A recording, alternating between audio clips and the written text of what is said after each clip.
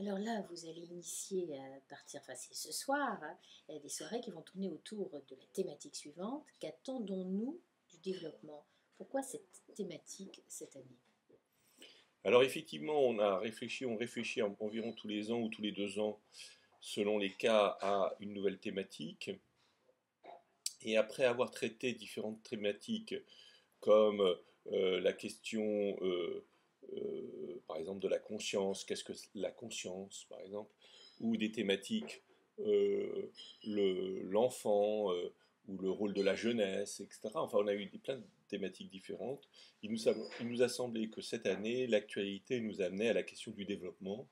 D'une part parce qu'il y a une grande crise économique, mais aussi parce qu'on sent derrière cela une crise sociale au sens de la crise en fait des représentations sociales, une crise de l'utopie ou de la finalité de nos sociétés, et puis une crise bien évidemment écologique qui devient apparente. Il faut dire que en l'espace de 10 ans, les thématiques auxquelles le club de Budapest était habitué sont devenues extraordinairement populaires. Alors, le club de Budapest y a participé, mais pas seulement, parce qu'effectivement, des films comme celui de Al Gore ont popularisé toutes ces questions.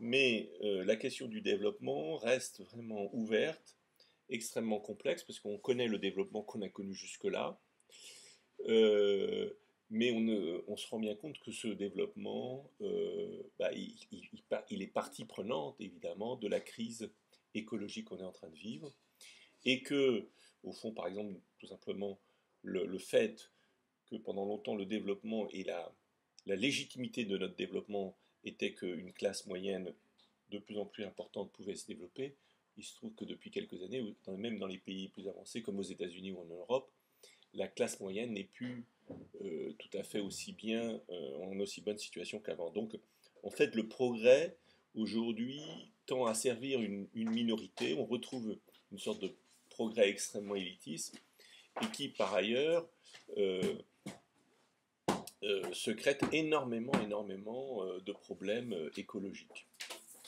Donc, quel est le progrès? Qu'est-ce que serait qu'un progrès humain pour le futur?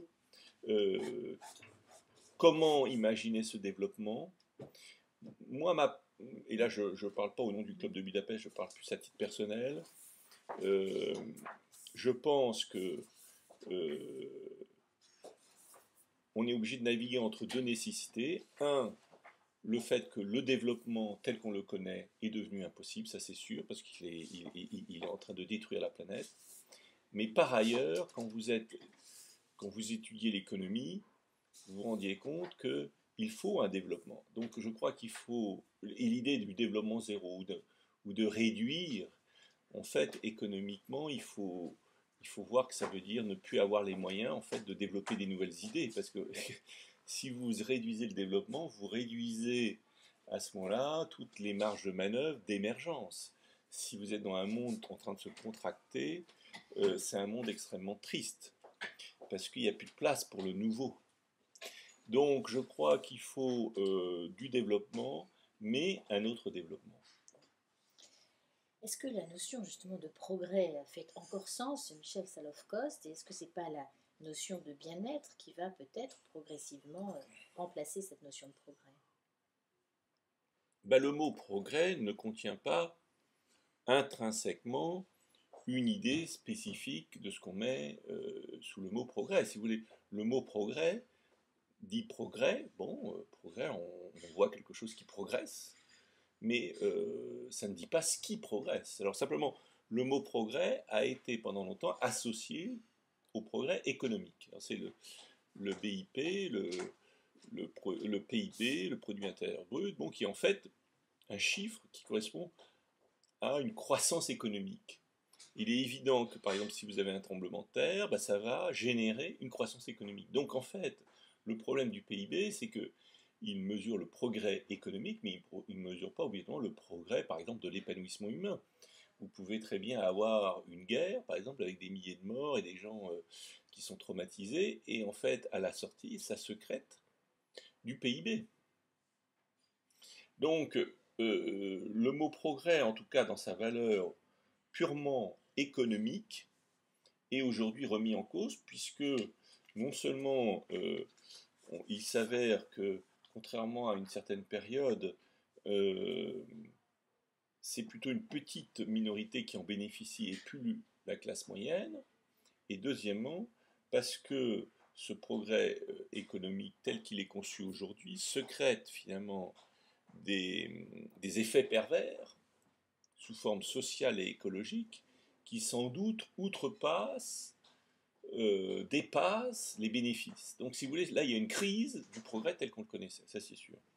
Mais ceci dit, ça ne nous empêche pas de progresser à nouveau, mais dans d'autres dimensions. Par exemple, on peut progresser euh, en considérant et en intégrant, c'est toute l'idée du progrès durable, c'est d'intégrer la dimension sociale et la dimension écologique.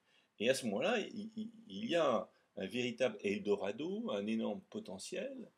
Et d'ailleurs, les Américains, les premiers, sont en train de se rendre compte, c'est-à-dire qu'il y a une véritable nouvelle, il y a une multitude de nouveaux horizons à travers ce nouveau développement, ce nouveau progrès qui devrait être infiniment plus naturel et humain. Naturel au sens où, et ça va être le thème de la première soirée, on va travailler avec Gauthier Chapelle sur le biomimétisme. Alors justement, Monsieur Gauthier Chapelle est biologiste. Il va ouvrir la soirée sur les enseignements du vivant et la biodiversité en matière de développement. Alors c'est quand même une association assez inattendue. Est-ce que vous pouvez nous expliquer votre choix, Michel Salov-Coste? Pourquoi un biologiste parlerait de cette notion de progrès? Eh bien, Gauthier Chapelle est effectivement un biologiste et président de Biomimicry Europa. Et qu'est-ce que biomimicry? Biomimicry est un mouvement en fait de biologistes, mais aussi de savants de tous les domaines et d'affaires et d'innovateurs qui considèrent qu'effectivement on peut imaginer des produits, des services qui, au lieu de se faire contre la nature, se font en copiant la nature. Alors par exemple, vous pouvez imaginer des tissus qui ne sont imperméables, non pas parce que vous mettez un produit chimique dessus qui par ailleurs fait du mal à la planète, etc., mais tout simplement parce que ce tissu reprend par exemple la forme ou certaines caractéristiques des plumes de canard qui ont été étudiées par ailleurs. Et donc à ce moment-là, vous avez un tissu qui est naturel, mais qui est en même temps imperméable. Donc il y a une multitude de manières d'apprendre de la nature et finalement de s'insérer dans la nature de manière infiniment plus intelligente et harmonieuse qu'on ne l'a fait jusqu'à maintenant.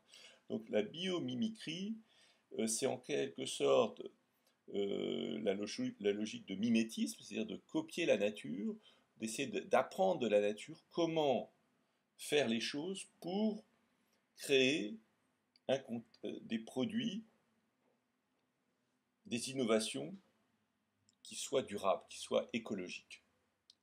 La définition, c'est l'art de s'inspirer de la nature pour innover vers une société durable.